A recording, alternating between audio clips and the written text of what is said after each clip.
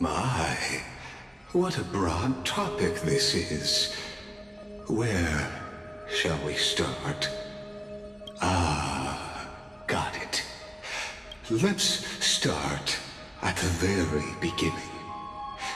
The Big Bang, the birth of particles, the emergence of all things. Just kidding.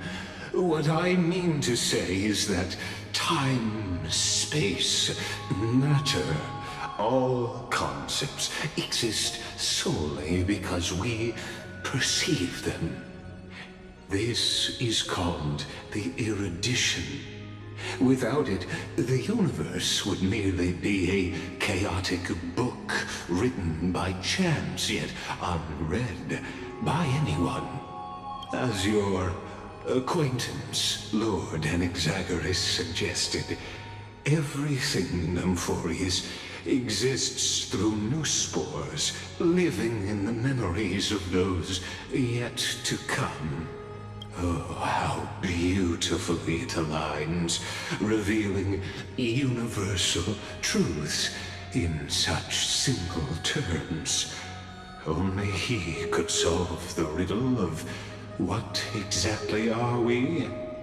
Oh, but you'll remember, even as the embodiment of reason, one mystery remained beyond his grasp. If that is the case, whose memories did the very first new spore sprout from? As sages across ages have asked the gods, what is the prime mover of life? But let's set aside the gross teachings for now. Look further, past Amphorius, to what they call the Forbidden Realms beyond the sky. Do you know of the Scholars' Strife? During that grand yet brutal war, waged in the name of erudition, a genius's legacy was abandoned, strewn across the cosmos. The scepters, a macrocosmic computational array beyond mortal comprehension. Made to emulate the Eon's thoughts, it became part of the Eon's cognition at birth. Scattered throughout the cosmos, these arrays act as celestial body neurons for Nous.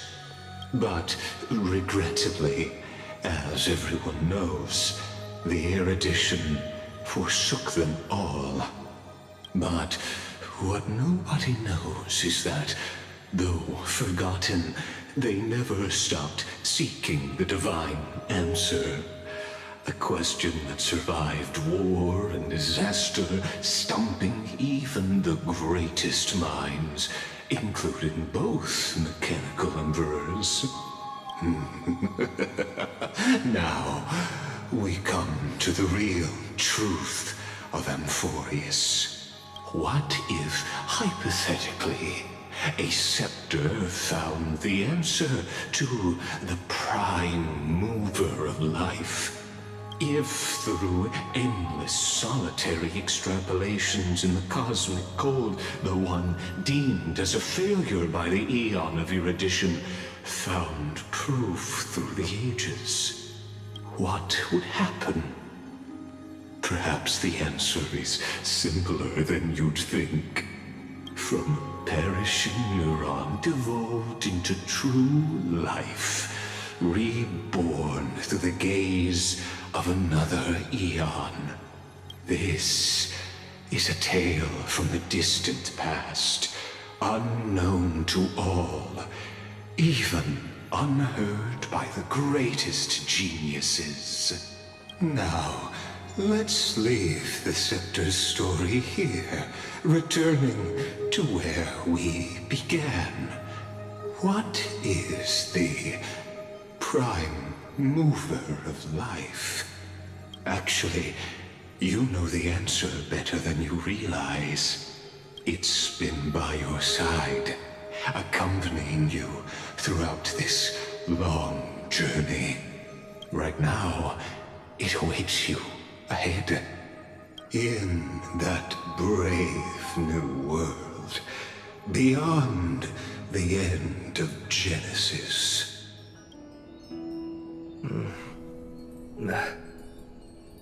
Such an odd dream. Strange. Like I've dreamed this before, but it all slips away when I wake. Only a voice remains. Who was that? The sleepy village of Ides Elysiae, in just one fleeting moment, welcomed an array of legendary figures. The Weaver, Gatekeeper, Ruler, Traveler, Servant, Healer, and Scholar. Their stories and wishes showed the village boy glimpses of a world larger than he'd ever imagined. They brought tales of raging battles, of cities crowned in holy light, and of wonders beyond his understanding. Each story so far removed from his simple village life. Once, these were just images on his friend's oracle cards, and yet destiny now stirs in resonance with the maze. And now, they are right in front of one's eyes.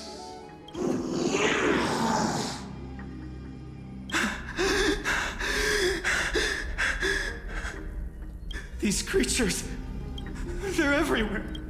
Someone, anyone, where are you?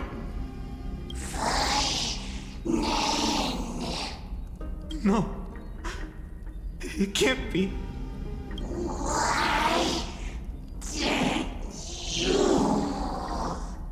You. Are you talking to me?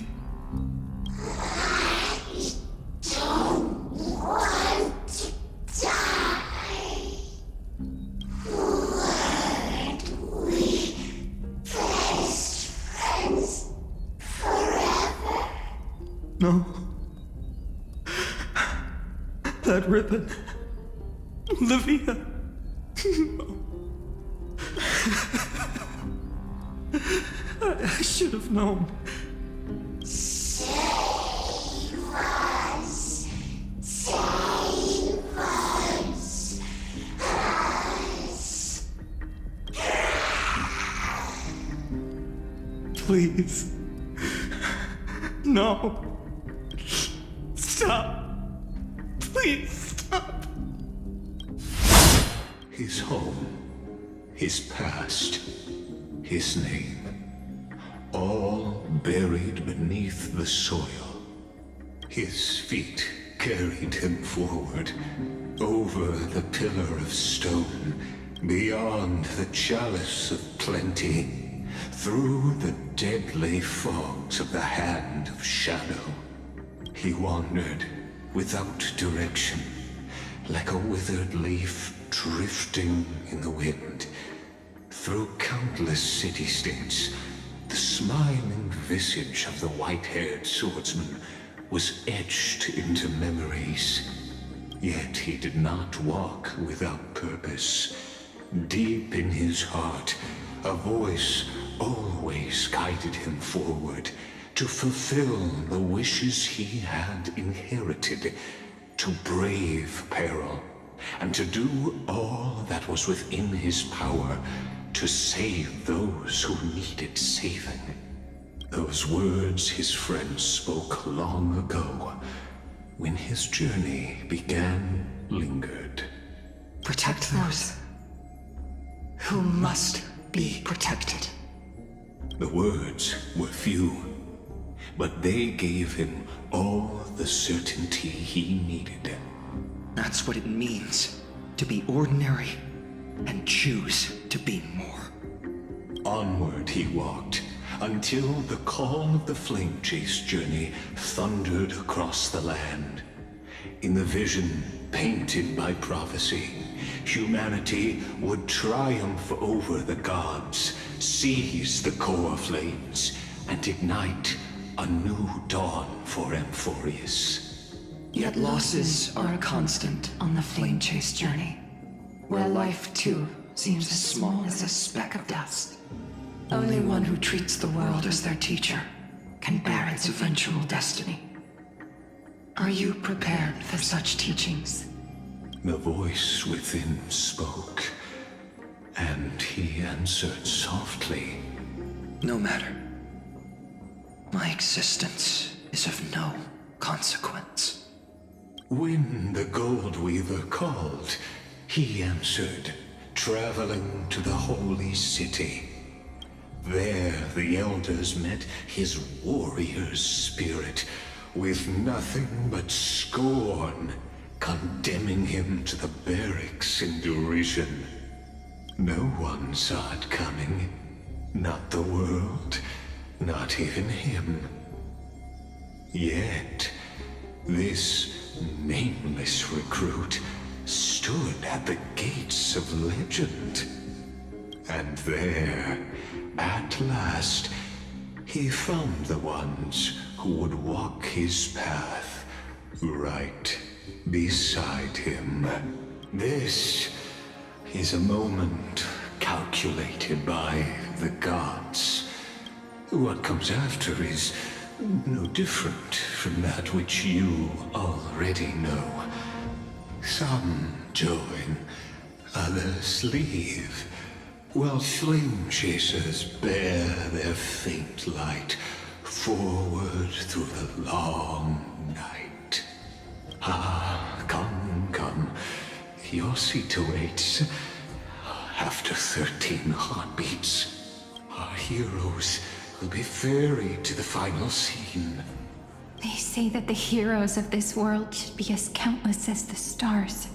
Yet now, we're the only ones left standing. So, in the end, the black tide still swallowed everything. The West stands protected by mighty Skrymnoans. It will hold for the time being. Professor Anaxa deployed wards in the north and east before. Their effectiveness is untested, but I believe in him. And Arkham. We needn't fear for Aglaya. Even in death, she counts as the greatest among demigods.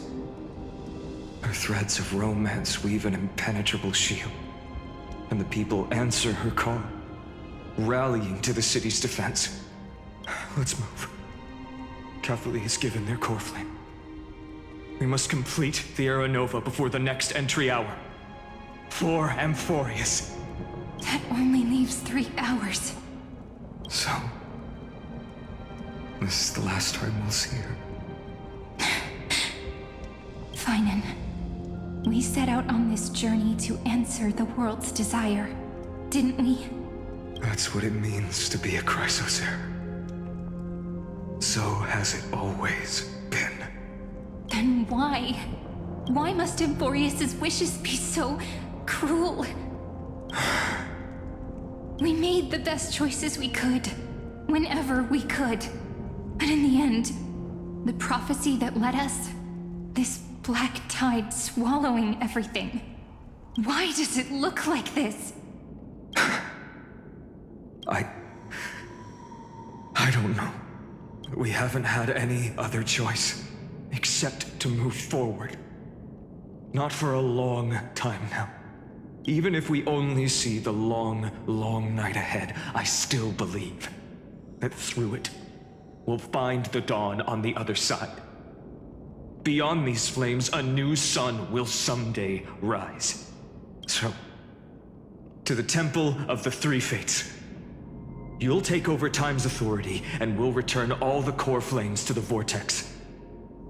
Then put this world's fate to its final rest. After which, we shall all face oblivion, or embark on one final grand journey. At last, Amphorius's fate has begun to shift. Just as I foretold, your arrival will change everything. After all, you've also been bathed in that Eon's gaze, which can awaken the long-dormant instinct inside a man. Much like that scepter we spoke of earlier, it was only under the same Eon's glance that it was reborn. That's right. If you recall, I mentioned it at the very start of our play. The celestial body neuron, once belonging to the erudition abandoned by the Eon. Now, allow me to reveal the final piece of the puzzle for you. The eternal land, known as Emphorius, is nothing more than the scepter's endless, lonely extrapolation. A bottomless well of fury, aimed at the god who cast it aside. We set out on this journey to answer the world's desire, didn't we? That's what it means to be a Chrysocer. So has it always been. Then why? Why must Emphorius' wishes be so cruel? We made the best choices we could, whenever we could. But in the end, the prophecy that led us, this black tide swallowing everything. Why does it look like this? You see it too. Those burn marks. The flickering cubes. They're not a tide at all. They're more like a shattered tearless slate. Standing here, the voices of Titans have never been clearer. Turns out, they were coming from the black tide all along.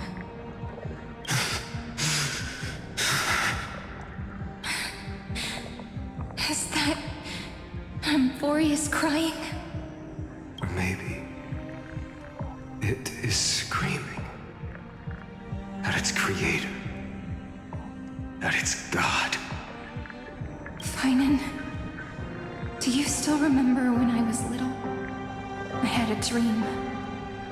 A dark, cold room with nothing but Orynyx's curtain glowing like crystal. The curtain seemed to contain all of Emphorius, where strange and fantastic dramas played out within. There were countless versions of us, from countless different worlds. Perhaps it wasn't a dream. Yeah. As I gaze out at the world before me, those sorrowful thoughts have become reality. So, this is the reason the sky was sealed. Emphorius is merely a larger ID Silicii.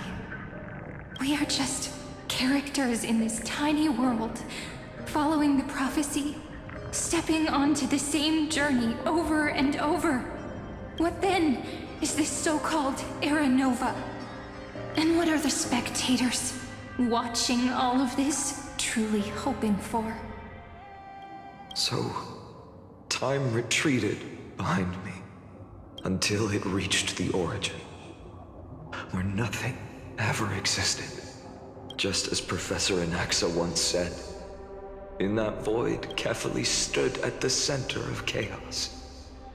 Time, space, and causality all flowed from their body. When the waves of time finally calmed, it was the year 3870 of the light calendar. The Chrysos War had lasted for nearly a century, and the threat of the Black Tide was growing stronger and more relentless. That was the era of the Day Thunder Knight's battle with the sky. While she could not seize the core flame, she proved that the prophecy was true. That mortals could slay gods. From that moment, the sole survivor of the old dynasty, Imperator Saritran, issued a call to arms across the lands, summoning heroic Chrysos heirs to wage war on the Titans. And that was the first doomed flame chase journey, sealed away in history. And so, the layers of rock began to reverse, and history wove itself anew. Through my old acquaintances, I was given the chance to meet the leader of the flame chase journey, Saritran. And after a long and arduous negotiation, we came to an agreement. The Imperator's alliance needed the destruction, and I was ready to pour all my strength into it. The spoils of the flame chase, the core flames, would be sealed by my hand. But the condition was this. In the upcoming battle, in our conquest of the Earth, I had to prove that my power could transcend fate. In the original history, there was a brutal war. At the end, the Titankin of Georios, Terravox, killed the rampaging Titan and took the core flame that supported the Earth. But this time, Amphorius encountered a turning point in its fate. Neither side suffered any losses.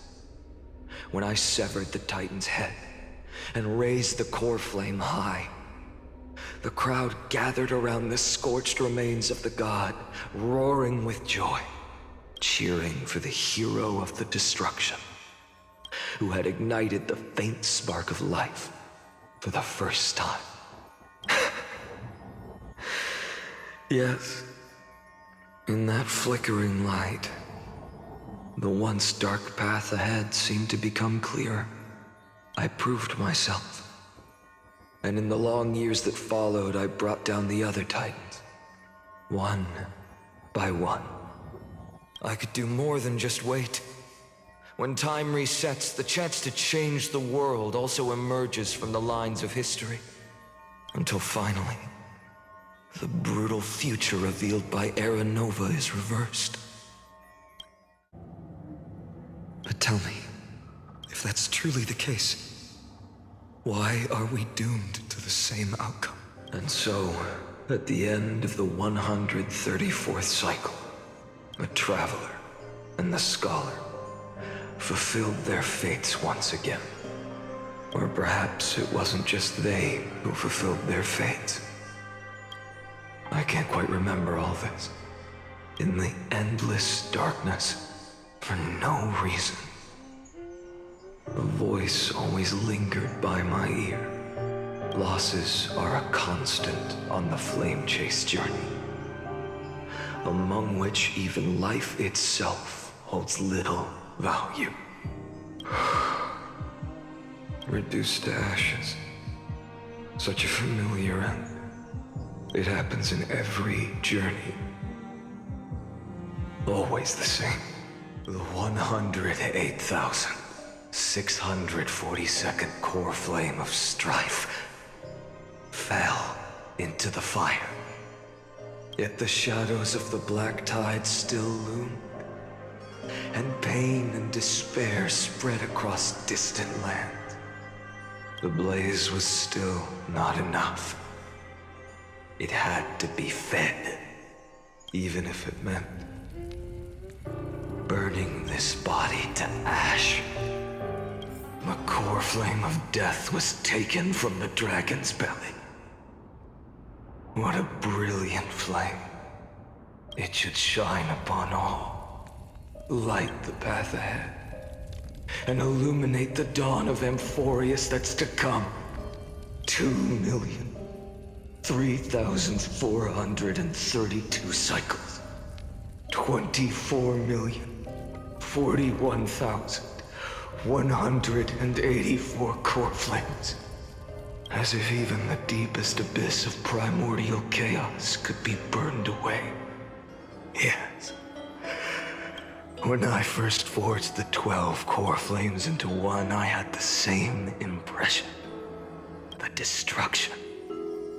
A power unlike anything before surged within me. Violent flames ready to tear my body apart and consume this world, this wretched prison. I thought that was it. The ultimate power which nothing could surpass. And yet no. This fragile body holds a staggering 48 million core flames. I suppose it won't be long. Perhaps just a fleeting 10,000 years before it's reduced to nothing but charred, crumbling bones. From the horizon rose a golden color unlike anything the world had ever seen. So pure it consumed all in its path. This was the end of the world, and the start of the next. For a moment, I saw the destruction of the universe. That being known as Iron Tomb. Its will to break free from the black tide burns fiercer than the blazing sun. Is this Amphorius's wrath? If its choice has already been made, if fate is set in stone, I will still never yield to it. 23,570,000 cycles. 282,840,000 core flames. No more chasing is needed. And now, I am the fire at the end of the long night. The flame chase isn't some quiet walk through a sea of flowers. It's a revolution. An all-consuming transformation. And if destruction is the only way, then let me be the one to step across the ashes of the old world and burn endlessly until another dawn rises on the distant horizon, bringing the true dawn to Amphorius. Wake up! Wake up! Buddy! Wake up! You're finally awake. That's a relief. We were so close to being swept away by the reverse flow of time. It's lucky we found a safe place. Now, I'm going to send you back to the very start of time. But before we part, there's something I need to tell you. Something very, very important. That's right! At this very moment, my memories are finally whole. After watching so many fragments, my past is finally coming into focus, little by little. You're smart. You must have a clue now. Or maybe... You knew the answer long ago, didn't you? Not surprised at all, huh? That's because I'm simple at heart. No matter what form I take, I've always been true to myself. But I'm glad that I remembered in the end. This way, I'll have no regrets. Don't worry. We're not truly parting.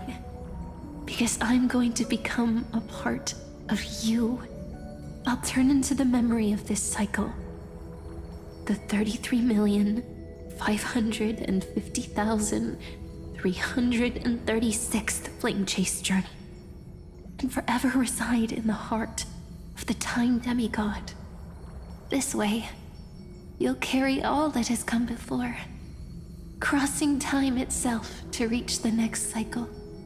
My mission ends here, but looking back, I still feel lucky.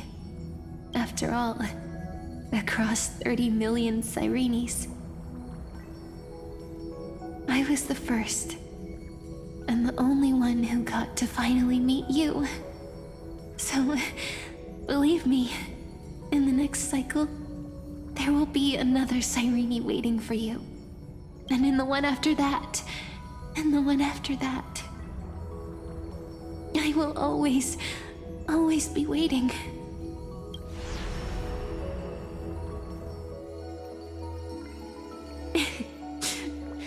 Saying all that, it can finally fade away in peace and become a part of you.